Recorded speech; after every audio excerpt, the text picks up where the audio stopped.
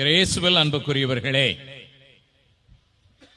உங்கள் எல்லாருக்கும் எங்களுடைய இந்த அருமையான நாளிலே புனித செபஸ்தியார் திருவிழா நல் வாழ்த்துக்களை தெரிவித்துக் கொள்கின்றோம். பல வருடங்கள் கழித்து உங்களை சந்திப்பதில் மிகுந்த மகிழ்ச்சி. உங்களில் பல பேர் என்னடா இப்படி இந்த வார்த்தை சொல்லுகிறார் என்று நினைப்பீர்கள். ஏறக்குறை 1995ஆம் ஆண்டு உங்கள் திருவிழா காலங்களில் நாட்களில் வந்திருக்கிறேன், மறையுரை ஆற்றியிருக்கிறேன். அதற்கு பிறகு சுமார் 30-32 வருடங்களுக்கு பிறகு இப்பொழுது வருவதற்கான வாய்ப்பு கிடைத்திருக்கிறது. உங்கள் எல்லாருக்கும், உங்களுடைய பங்கு தந்தைக்கும் எளிமையான என்னுடைய நன்றியை நான் தெரிவித்துக் கொள்கின்றேன். எனவே எப்படி இருக்கிறீங்க என்று கேட்டோம் என்றால் என்னை பலருக்கு தெரியாது. 30-32 வருடங்கள் ஆகிவிட்டது அல்லவா? ஆயினும் உங்களை பார்க்கின்ற பொழுது நிறைய நல்ல மாற்றங்கள் ஏற்பட்டிருக்கிறது, வளர்ச்சி ஏற்பட்டிருக்கிறது.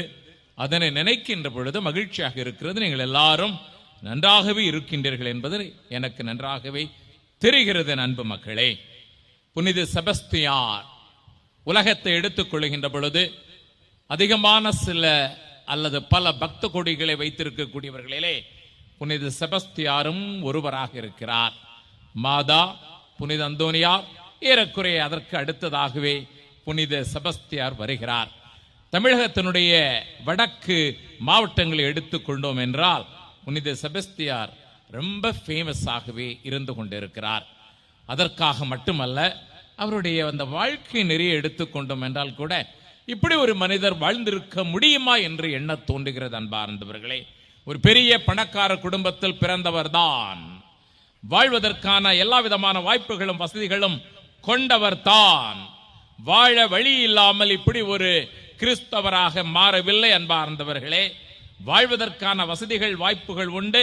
அன்றைய பிரான்ஸ் தேசத்தில் பிறந்தாலும் தன்னுடைய பெற்றோரோடு கல்வி கற்க வேண்டும் என்பதற்காக, உயர் கல்வி கற்க வேண்டும் என்பதற்காக ஒரு சிறந்த நகரத்திற்கு வந்து சேர்ந்தார். மிலான் நகரத்திற்கு வந்து சேர்ந்தார். இத்தாலி நாட்டிற்கு வந்து சேர்ந்தார். மிலான் நகரம் இன்றைக்கும் எடுத்துக்கொள்கின்ற பொழுது இத்தாலி நாட்டிலே மிகச் சிறந்த முக்கியமான நகரமாக இருக்கிறது.